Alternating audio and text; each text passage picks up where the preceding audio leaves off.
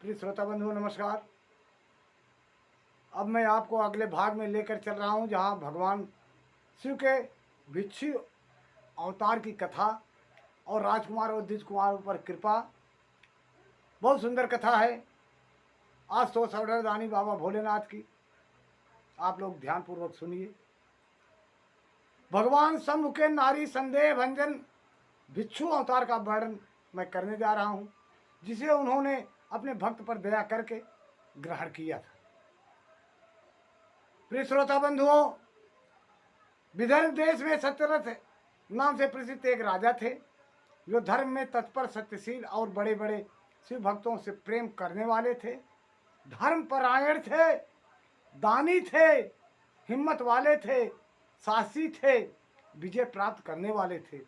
धर्म पूर्वक पृथ्वी का पालन करते हुए उनका बहुत बड़ा समय सुख पूर्वक बीत गया। लेकिन होनी को कौन सा टाल सकता है। कहा गया है कि कर्म प्रधान विश्व कर राखा, जो जस करे सो तस फल चाखा। इस चौपाई को श्री रामचरितमानस में बाबा गोस्वामी तुलसीदास ने भी दर्शाया है कि पिछले जन्म का कर्म अगले जन्म में भोगना पड़ता है। लोग कहते हैं जो होता है यही होता है, ऐसी बात नहीं है। तमाम वेदों से, शास्त्रों से प्रमाणित होता है कि पिछले जन्म का कर्म अगले जन्म में, इस जन्म में भुगतान करना पड़ता है। अब देखिए, वो तो सुंदर मन वाले थे, लेकिन उनका पिछला कर्म क्या था। सुखपूर्वक समय बीत रहा था, लेकिन जिस समय बीच में एकदम समय आया, उसी समय होता क्या है, किसी समय साल्व देश के राजाओं ने उस राजा की राजधानी पर आक्रमण करके उन्हें चारों ओर से घेर लिया।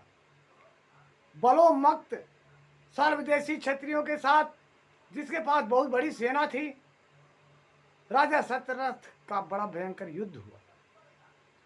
क्षत्रियों के साथ दारुण युद्ध करके उनकी बड़ी भारी सेना नष्ट हो गई।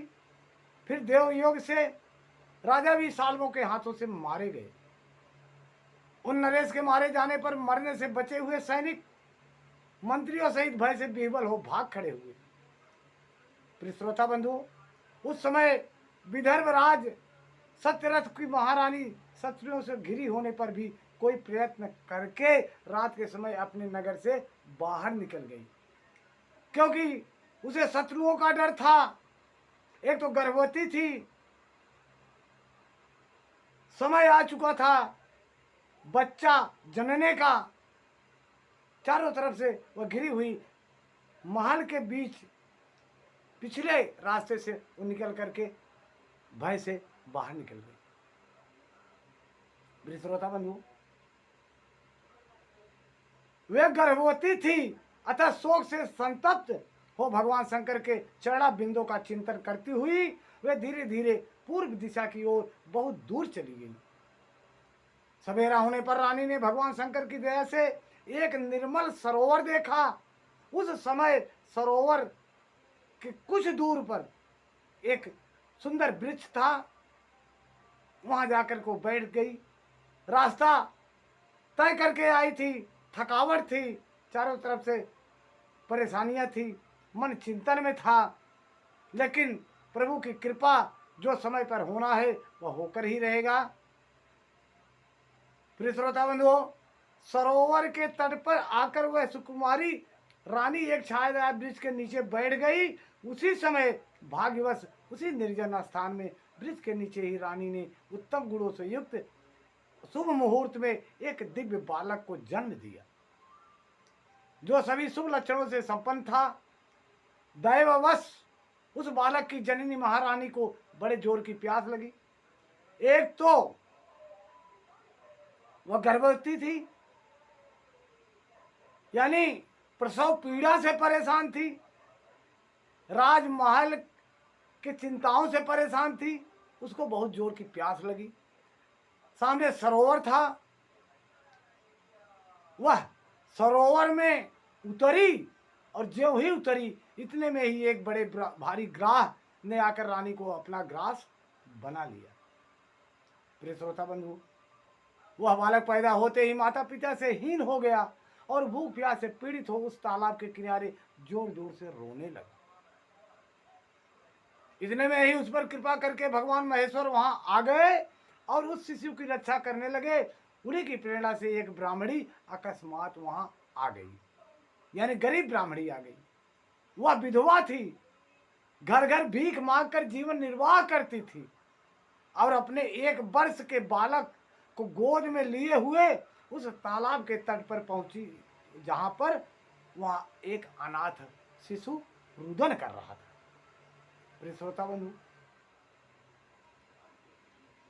ब्राह्मणी को बड़ा विस्मय हुआ और वह मन ही मन विचार करने लगी, अहो, यह मुझे इस समय बड़े आश्चर्य की बात दिखाई देती है कि यह नवजात शिशु जिसकी नाल भी अभी तक नहीं कटी है, पृथ्वी पर पड़ा हुआ है, उसकी माँ भी नहीं है, पिता या दूसरे कोई सहायक भी नहीं है।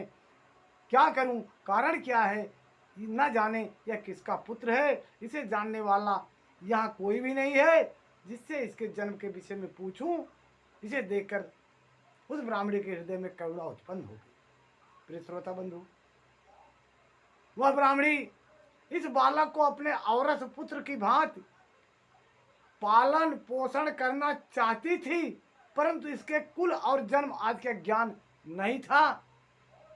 किस प्रकार भिक्षु थी वह ब्राह्मणी, गरीब थी, विधवा थी, एक बच्चे की माँ भी थी, लेकिन बिना कुछ सत्य जाने हुए दूसरे बालक का पालन किस प्रकार करती। प्रिय श्रोता बंधुओं, आगे क्या होता है इसके आगे मैं आपको अगले भाग में कथा सुनाता हूँ। तब तक के लिए नमः शिवाय, जय श्री गुरु, धन्यवाद।